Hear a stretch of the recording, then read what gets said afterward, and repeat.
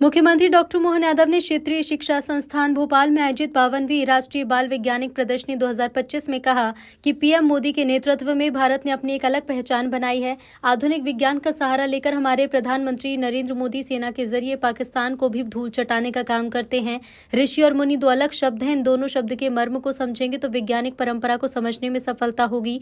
हमारे मुनि विवाह नहीं करते, लेकिन ऋषि परंपरा न्यूनतम आवश्यकता के साथ हमारा जीवन यापन करते हुए सुदूर जंगल में अध्ययन अध्यापन का कार्य करते हैं। संयुक्त राष्ट्र संघ के जरिए योग को अंतर्राष्ट्रीय स्तर पर पीएम मोदी जी ने प्रतिष्ठित किया है। कितना अच्छा लगता है जब साइबेरिया की बर्फीली पहाड़ियों पर लोग योग करते दिखाई पड़ते हैं।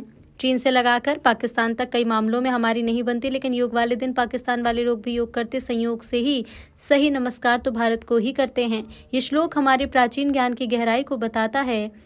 वक्रतुंड महाकाय सूर्यकोटि समप्रभा, अर्थात लाखों करोड़ों सूर्य हमारे यहाँ है। जानकारी सनातन संस्कृति के जरिए भारतीय लोगों को है।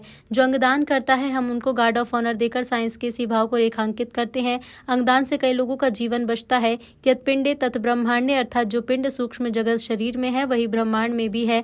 आज हम आपके बीच सभी प्रतिभाओं में कोई वराह मिहिर, कोई आर्यभट्ट, कोई भाभा, कोई विक्रम साराभाई, कलाम साहब की प्रतिभा देख रहे हैं। हमें तब और आनंद आता है जब मंगल मिशन फेल होने पर भी पीएम मोदी हमारे वैज्ञानिकों का हौसला अफजाई करते हैं।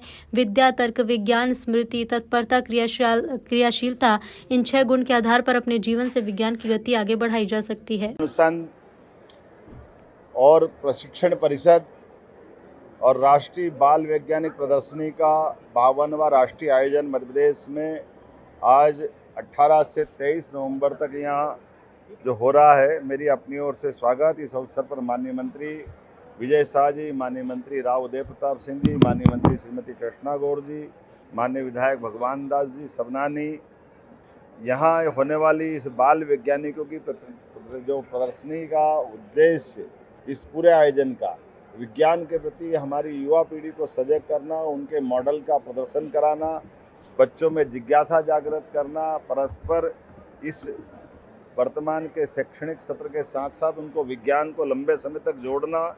इसलिए प्रदेश और केंद्र शासित प्रदेशों के 14 से 18 आयु वर्ग के स्कूली विद्यार्थियों के लिए ये प्रोटोटाइप आदर्शों के आधार पर विद्यार्थियों को नवाचार के लिए मंच प्रदान किया गया, जिसमें विभिन्न प्रदेशों की भाषा, रीति रिवाज, परंपरा और संस्कृति का एक साथ परिचय कराने का प्रयास किया है। देश के समस्त 35 राज्यों और केंद्र शासित राज्यों सहित 900 विद्यार्थी और शिक्षक, जिस पे 240 से अधिक प्रोटोटाइप प्रदर्शन का अपना अलग अलग प्रकार से वो स्टॉल लेकर प्रदर्शनी कर रहे हैं।